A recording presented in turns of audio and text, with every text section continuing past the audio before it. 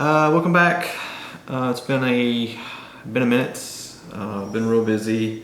Still here, still doing everything. Since probably I did my last video, I was probably in Texas. So that was, back in spring, summer. So since then I've moved from Texas. I've retired from the military. Got a new job kind of going, working on a new career, completely different. Well, not completely different, but a different side of the career path that I was doing in the military. So I've been having to go to Pensacola a lot and spend weeks at a time down there doing training and prep for this new job. But that's all over as of now. Now I've just got to work through some FAA stuff and get to ground school and start the new job. But that's gonna, FAA is slow about everything, so depending on how long that takes, I'll just kind of be here chilling, working through that. But in the meantime, I'm gonna try to get to do some more builds. I got a new project coming. I still have one that's on the table that I kind of lost motivation for,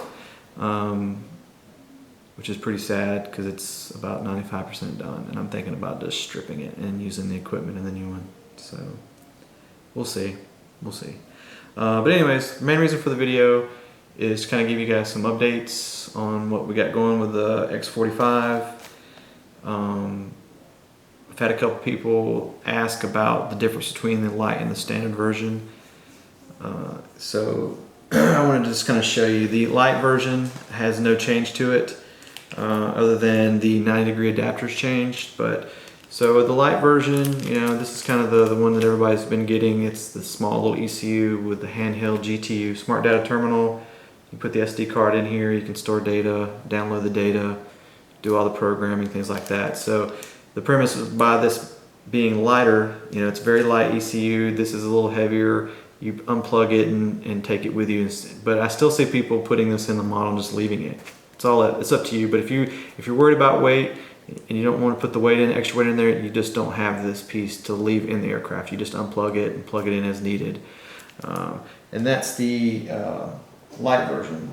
The new standard version has this, let me get it out of here, has this little guy. It looks just like the smart data terminal, or the old, old types programmer. Instead of being all digital, about the same size. This is more rectangular. This is a more square. Thickness, a little bit thicker, and this is thinner. Way about the same. This is also a ECU now. You can kind of see the ports and everything. So this is the standard because it's heavier than the light version because you have the programmer built into the ECU. That's really the only difference. Both motors have the built-in, it's kind of hard to see, built-in 90-degree adapter there versus what we used to just be a straight port, and then you would plug this 90-degree adapter in there, kind of like this, and it would run it forward. This is now standard. I still have some of these, probably going to discount and just kind of get rid of them for the guys that have, the straight out ports. The only difference between this and the built-in is the fact that this had an extra plug on it, which most people didn't even know. You can kind of see it there, the prongs. That was just to plug your pump directly into this, instead of plugging into the ECU and having those long leads or something. Like if you wanted to put your pump further back, you could plug it straight into this and it's really close to the motor. So that's the only difference between this and the built-in 90-degree. Also doing firmware upgrades as well, and I'll have the capability to do that on the X45s pretty soon. I got the adapter today with the motors that I got. I have had to order a programmer, which is coming from overseas, so whenever it gets here, it gets here. So once I get that programmer, I can update your firmware in the ECU for the X45 when you get it. I still can't do the JetMont stuff yet. Hopefully that'll change, we'll see.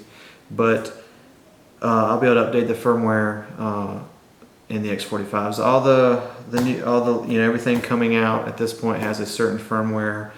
It also has the extra sensors for kind of self-adjusting the ECU for those extreme conditions. Most people don't even notice it, but you have those guys that won't fly for, like they'll fly in the winter time, and the next time they fly again, it'll be like 90 degrees with 80% humidity. And those are the times you just kind of see the issues, and where they need to kind of go back and recalibrate your pump or change your acceleration a little bit. That's just kind of helps those guys a little bit. For most of us like me, my conditions, even though it gets cold and hot, here the humidity is generally the same, except for the summers it'll get a lot worse, get a little bit worse. But I'm not going, different changes in altitude, so I don't even really need that, and I've had no issues. And I've got the first one that I've sold here, which has a firmware that is completely probably one of the first 2 or 3 firmware releases, and I've had no issues with it. But that's something I can do in the future. So if it comes in for repair, service, I can update the firmware. And that's about it. So yeah, that's about it. I do have a couple extra. I have 1 standard, 1 light. I ordered a couple extra with the motors that I got in today for stock. So if you need one, give me a shout. And that's about it. So you guys have a good Christmas. Anything, I have a 210 coming, one of the new 210s. So I just completely forgot some things I was going to say. So the 210, I got a 210 coming, so I'll do a out of the box kind of video for that.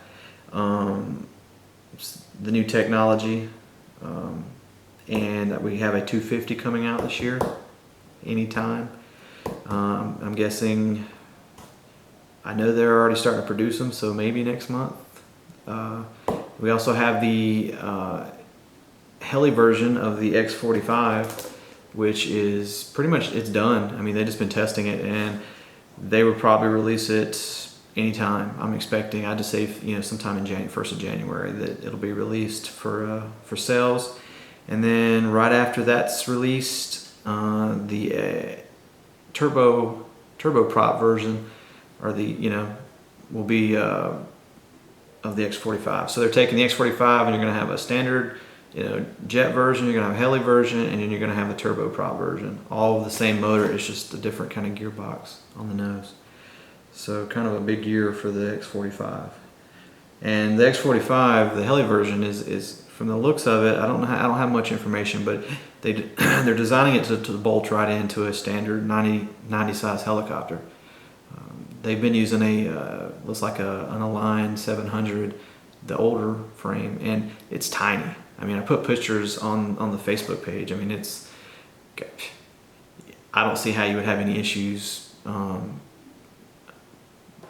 with any helicopter, unless you got some kind of small body, real weird kind of canopy. That might be the only issue. But for the most part, it's going to bolt right in for just about any airframe I can think of without any issues. There might be some little kits that you have to do to kind of, for your particular, frame to kind of support the front portion of the motor. But where it bolts into like the motor mount, they're all the same. So I'm actually looking forward to that because, I like helicopters too. I just haven't done them in a few years just due to the fact that the last 3 I've bought, the companies have went out. So I've ended up getting rid of them before, it was impossible to. So right now I don't have a helicopter, but I'll be getting another one soon. So, but that's it. Yeah. That's everything. So if you guys got any questions, send me an email. I'll answer it. Like I said, I'm pretty quick about answering things, kind of 24/7, things like that. So you guys have a good Christmas, New Year, and again, if you need anything, just give me a shout. I'm always available. Y'all guys have a good day.